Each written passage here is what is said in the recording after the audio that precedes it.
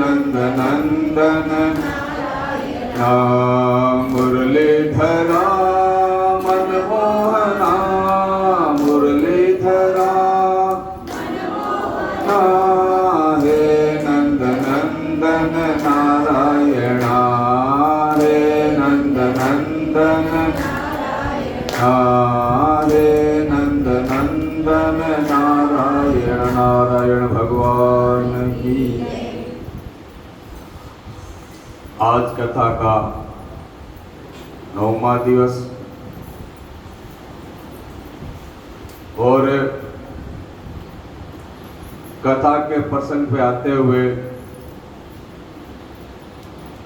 कल कथा चल रही थी ध्रुव जी की। जायते उत्तान पादस्य सुमति सुरुचिस्तयो सुरुचि प्रेषित पत्ने तरं युत्ते चतुर्व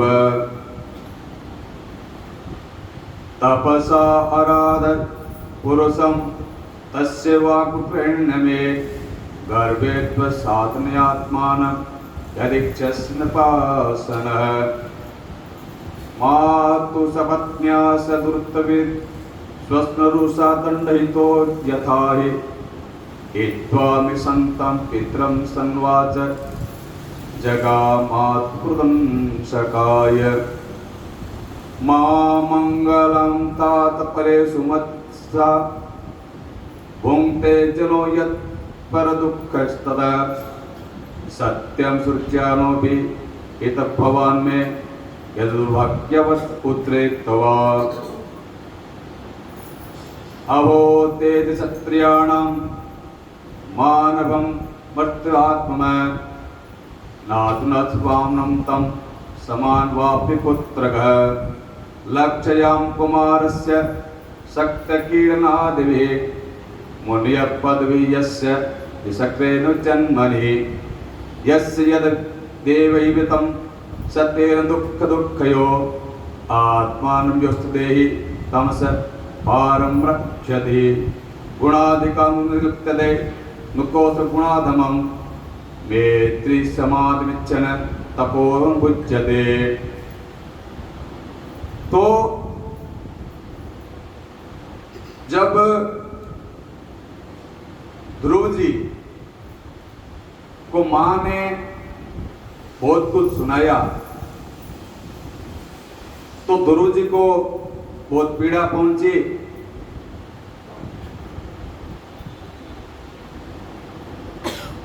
तो मां ने कहा बेटा तो अगर मेरा कहना मान ले तो तुम्हें भगवान की गोद में बिठा सकती हूं।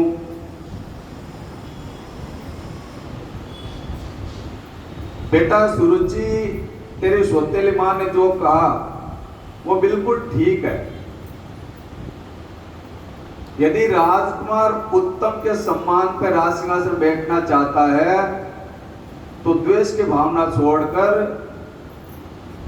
और उस प्रभु का ध्यान कर, उसके चरण कमलों का ध्यान कर। ये प्रभु संसार का पालन करने वाले हैं। उन श्री हरि के चरणों की आराधना करने से और इन्हीं श्री हरि की आराधना करने पर तुम्हारे परदादा श्री ब्रह्मा जी को वह श्रेष्ठ पद मिला था। और जो मन और प्राणों में जीतने वाले जितने भी मुनि हैं आज उन ब्रह्मदेव का वंदन करते हैं।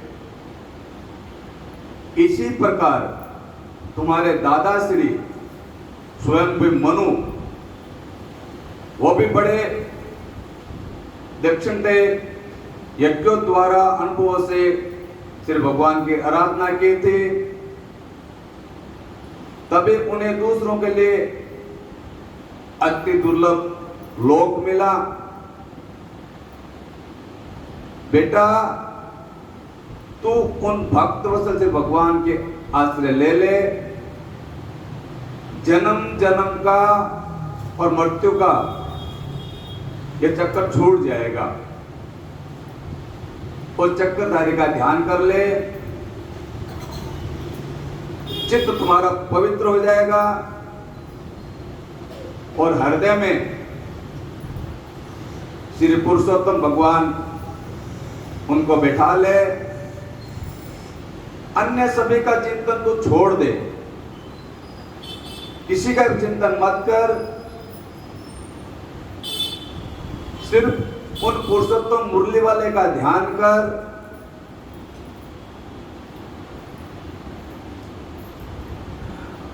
सारे दुख दूर हो जाएंगे।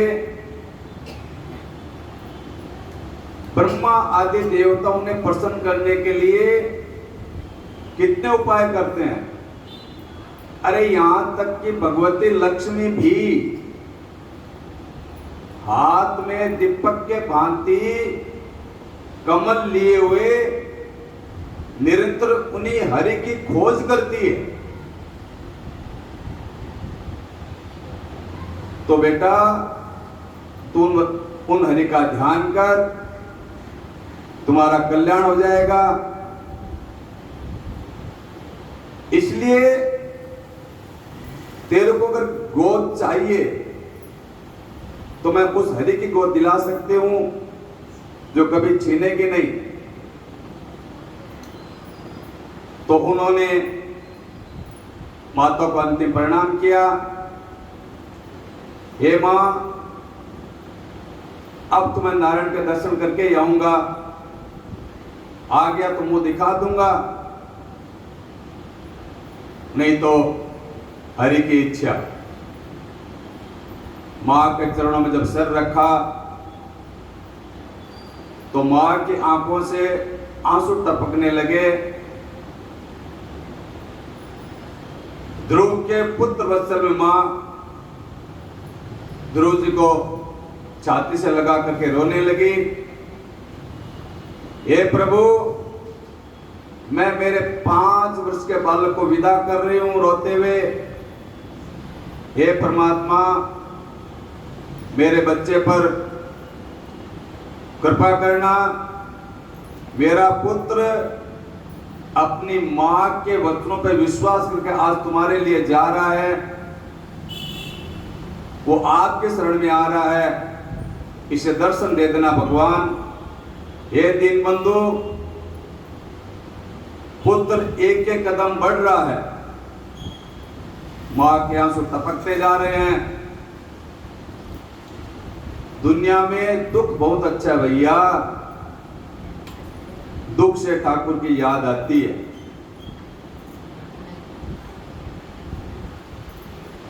दुखी होता है तभी ठाकुर की ओर जाता है। जिसने जिंदगी में ठोकर नहीं खाई उसे ठाकुर की कभी भी याद नहीं आई।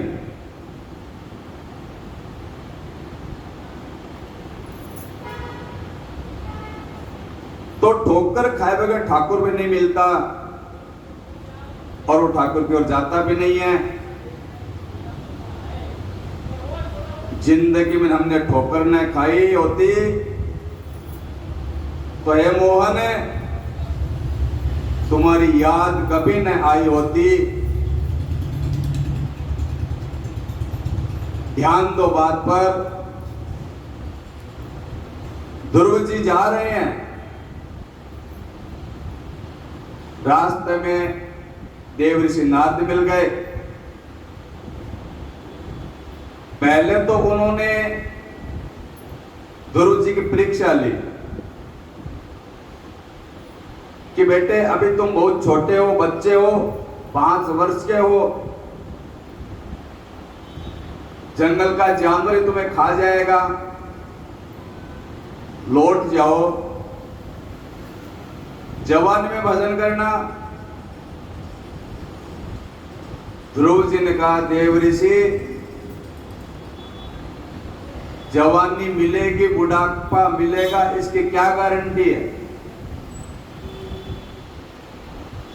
और फिर मैं तो संकल्प करके निकल चुका हूं, या तो दर्शन करूंगा, नहीं तो शरीर छोड़ दूंगा। देव ऋषि नारद समझ गए ये बालक दृढ़ निश्चय है, इसकी प्रतिज्ञा दृढ़ है। देव ऋषि नारद ने आशीर्वाद दिया, सर पर हाथ रखा और कहा, बेटा, माता ने जो मार्ग बताया है, जो रास्ता बताया है, वही कल्याणकारी है। लेकिन दीक्षा ले लो।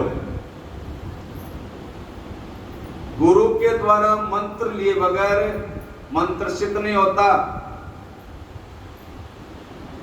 चाहे जपते रहो, वो सफल नहीं होगा। गुरु से प्राप्त करके ही मंत्र का चेतन स्वरूप होता है।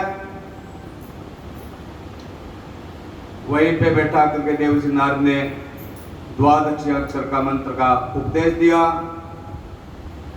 वो द्वादश मंत्र ये है, ओम नमो भगवते वासुदेवाय। इस मंत्र का तुम जाप करना, सफलता मिलेगी। इस मंत्र को श्रद्धा से जपा जाए तो 7वें दिन ही देवता प्रसन्न हो जाते हैं, दर्शन देते हैं।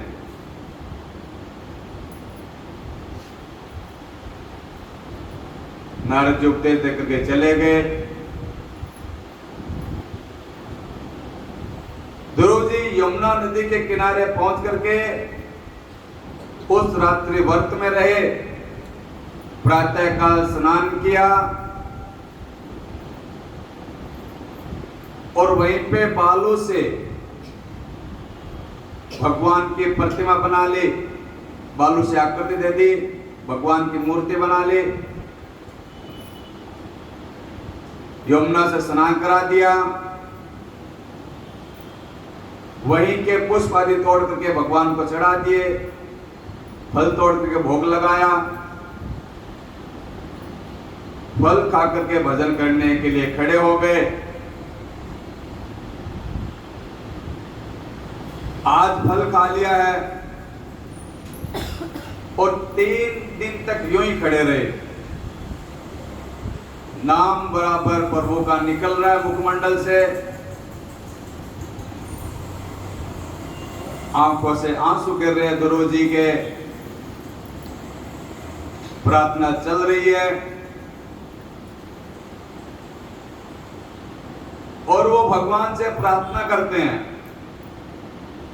हे प्रभु, मैं पढ़ा लिखा हूं नहीं, स्तुति पूजा जानता नहीं, जैसे बालक की तोतली भाषा पर माता पिता प्रसन्न हो जाते हैं, इसी तरह हे प्रभु मेरी प्रार्थना स्वीकार करना और आप प्रसन्न हो जाओ। हे प्रभु, मैं ठुकराया हुआ हूं, दुखों से सताया हुआ हूं, आपकी शरण में आया हूं, प्रभु मुझे अपना लो। बहुत रोए ध्रुव जी, बहुत रोए। 3 दिन के बाद एकाध वहीं पे बेर खा लेते, बेर का फल। फिर एक पैर पे खड़े होकर के भजन करते हैं।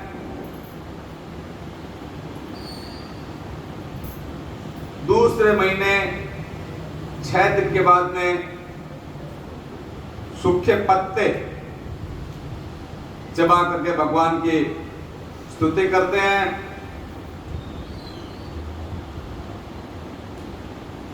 और जल पी करके भजन में लग जाते हैं।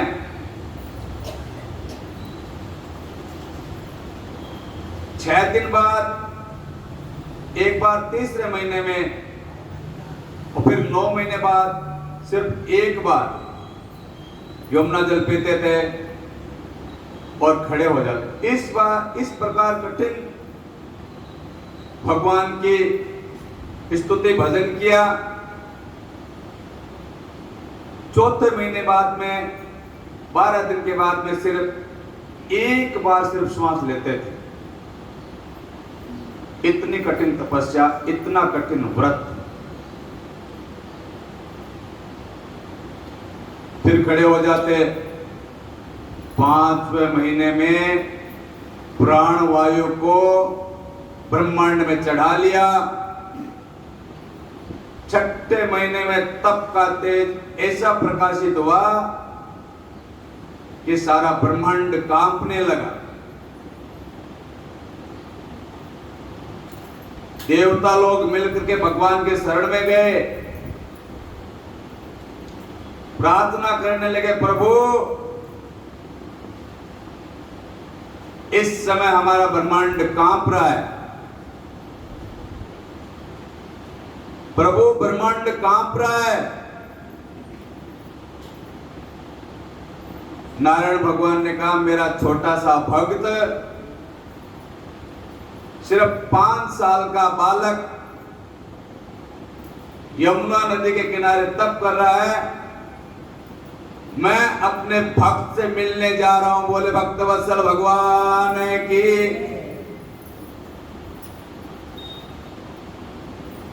भगवान भक्त का दर्शन करने दौड़े। कितना श्रेष्ठ भगत है, सोचो। जैसे पुत्र वत्सला मां अपने पुत्र को देखने के लिए दौड़ती है, उसी प्रकार भगवान अपने भक्त को देखने के लिए दौड़ पड़े वैकुंठ से।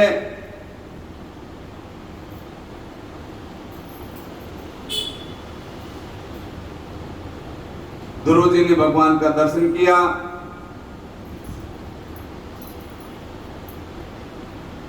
यमुना के किनारे आए। चतुर्भुज नारायण, चक्र गदा शंख पदम ध्रुव के हृदय में प्रकट हो गए भगवान। आनंद में डूब गए ध्रुव जी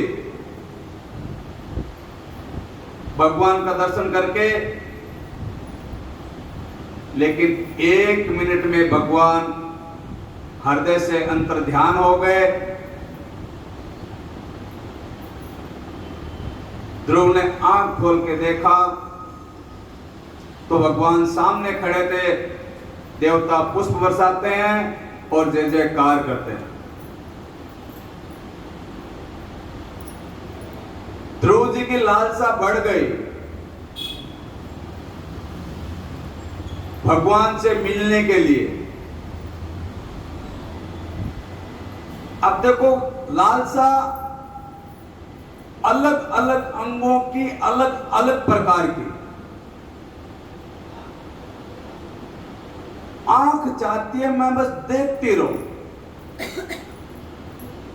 भगवान का दर्शन करती रहूं। लेकिन कान चाहते हैं प्रभु कुछ बोले, और सिर चाहता है मैं प्रभु के चरणों में झुक जाऊं। और ध्रुव जी की वाणी चाहती है कि मैं कुछ स्तुति कर लूं। भाई सबका मन होता है ना, आंख चाहती है मैं कर लूं, मन चाहता है मैं कर लूं, कान चाहता है मैं पहले कर लूं। सबका मन हो रहा है स्तुति कर लूं। सोचने लगे ध्रुव जी मैं पढ़ा लिखा हूं नहीं, कैसे स्तुति करूं, इच्छा पूर्ण होगी नहीं। भगवान तो सबकी इच्छा समझते हैं। भगवान ने ध्रुव जी के गाल को शंख छुआ दिया तो समस्त प्रकार के वेद वेदांत ध्रुव जी बोलने लगे, स्तुति करने लगे। भाई स्तुति वाली इच्छा तो ऐसे पूर्ण हो नहीं सकती, पढ़ा लिखा है नहीं, इसलिए मन में विचार कर रहे थे तो शंख को छुआ दिया। समस्त ज्ञान राशि ध्रुव जी के हृदय में प्रकट हो गई। देखो संसार में बहुत संत हुए, कभी स्कूल नहीं गए, कभी किसी कॉलेज में नहीं गए, कोई डिग्री नहीं है उनके पास में। बहुत से हैं, कबीरदास, सूरदास, तुलसीदास, गुरु नानक, मीरा, नरसिंह, अरे हमारे नामदेव कौन सी कॉलेज गए थे? प्रभु कृपा करते हैं, सब कुछ संभव है। कोई कॉलेज नहीं गए वो पढ़ने के लिए, इनके अंदर से ज्ञान फूटा है। भजन करते करते हृदय शुद्ध हो गया, ज्ञान अंदर से फूटता है। जैसे जल के अंदर से झरने का चश्मा निकलता है ट्यूबवेल में, जैसे पानी निकलता है अंदर से, ऐसे ही ज्ञान अंदर से फूटता है।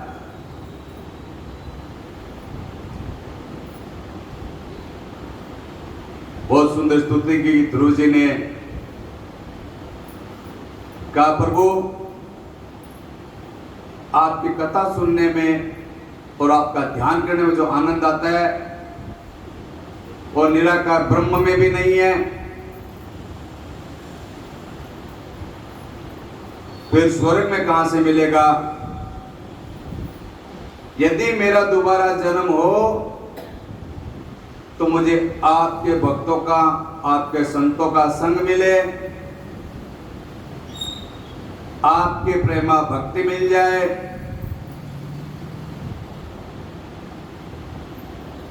और आपके संतों का संग होता रहे।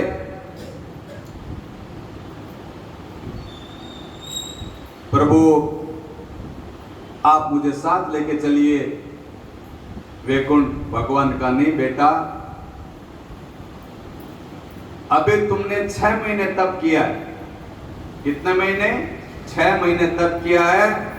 मैं तुझे 36,000 वर्ष का राज्य देता हूं। 36,000 वर्ष। उस टाइम हुआ करते थे इतनी आयु, आज पॉसिबल नहीं है। उस समय हुआ करते थे इस प्रकार की दीर्घायु। सारी दुनिया पर तुम राज करो, मैंने तुम्हारे सर पर हाथ रख दिया है, काल का प्रभाव तुम पे पड़ेगा नहीं, मौत नहीं आएगी तुमको।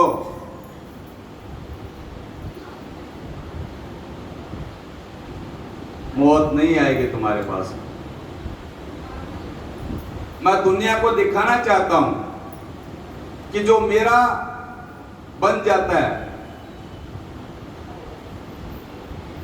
देखो जो दर दर का भटकने वाला भी, रोटी खाने वाला भी, जिसको पिता ने ठुकराया, ध्रुव जी को, सौतेली मां ने ठुकराया। अरे जिसकी मां को तोल के आटा मिलता था सम्राट के वहां से, तोल के आटा। कल्पना करो एक सम्राट के पटरानी, उसको तोल के आटा दिया जाता था।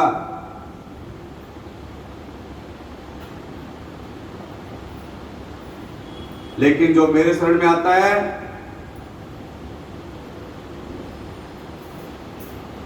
उससे मैं सब कुछ दे देता हूं। जाओ, इसी शरीर से हम तुम्हें वैकुंठ बुलाएंगे। तुमको शरीर नहीं छोड़ना पड़ेगा,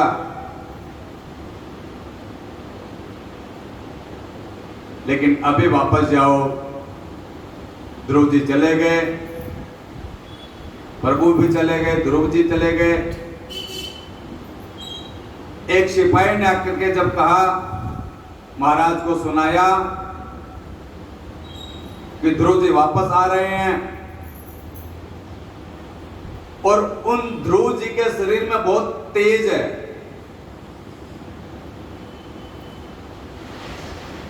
कहां तो महाराज ने कभी बिठाया नहीं, आज स्वयं दौड़ पड़े।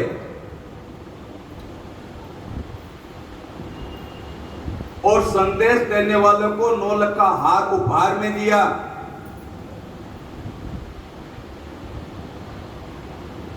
कि तुमने मेरे बेटे के आने का समाचार सुनाया है। दौड़ते दौड़ते गए ध्रुव जी की मां के पास में, सुनीति के चरणों में जाके गिर गए।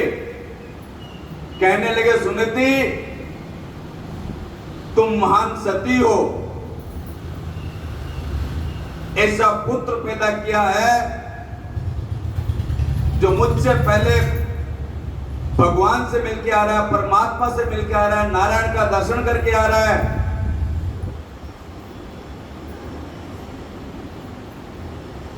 माता सुनीति गदगद हो गई,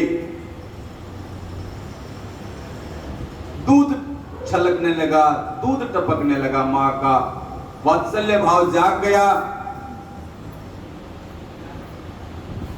मारे आनंद के वो भी दौड़ पड़ी, मेरा बेटा वापस आ गया भगवान के दर्शन करके। वो सौतेली मां, वो भी ध्रुव जी के दर्शन करने के लिए दौड़ पड़ी।